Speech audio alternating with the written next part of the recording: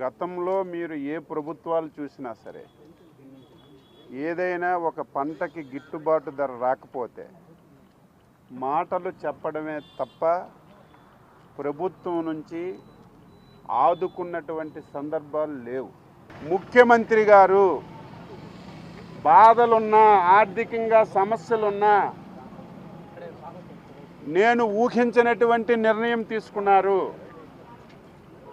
ఇప్పటి వరకు ప్రకృతి విపత్తు వస్తే డిజాస్టర్ మేనేజ్మెంట్ కింద కేంద్ర ప్రభుత్వం ఉల్లి పంటకి ఒక హెక్టార్కి 17,500 రూపాయలు ఇస్తుంది.